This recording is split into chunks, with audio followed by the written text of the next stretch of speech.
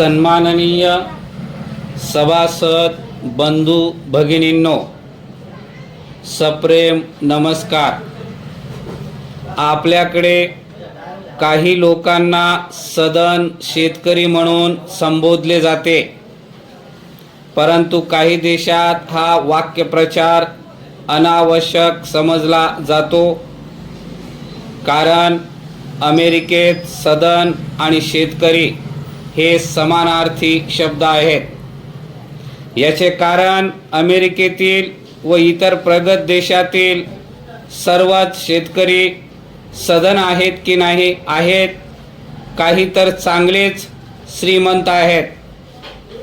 अनेकांकडे स्वतःची विमाने आहेत, त्याचा वापर ते केवळ वैयक्तिक प्रवासाकरिता करत नाहीत, तर आपल्या शेतीवर फवारणी करण्यासाठी करतात। त्यामुळे अमेरिकेत एक समज प्रबळ आहे की शेतकरी म्हणजे सदनच व्यक्ती। परिच्छेद भारतात सुद्धा एकेकाळी सुजलाम सुफलाम जमीन होती। यामुळे जी सुबत्ता निर्माण झाली, त्यामुळेच अनेक परकीय भारताकडे आकर्षित झाले। काही आक्रमक लुटारू म्हणून तर काही व्यापारी म्हणून भारतात आले।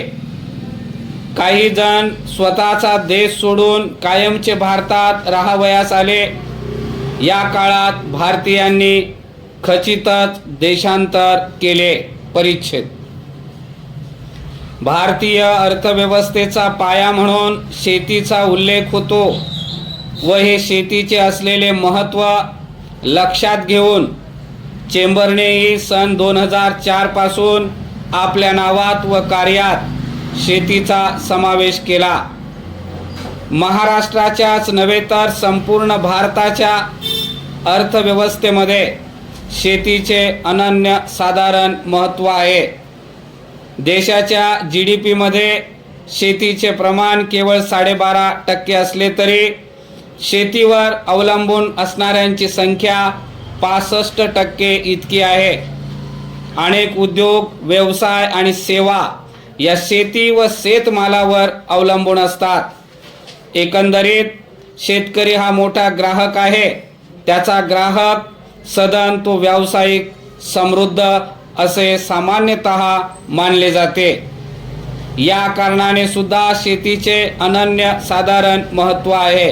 परिच्छेद भारतीय शेतीची परिस्थिती स्वातंत्र्योत्तर काळात खूपच सुधारली।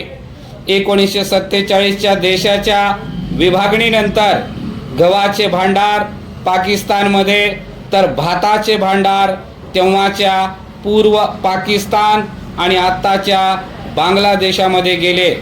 तरी हरित क्रांतीच्या चांगल्या उपाययोजनांमुळे भारत 1950च्या दशकात शेतमालासंबंधी स्वयंपूर्ण झाला।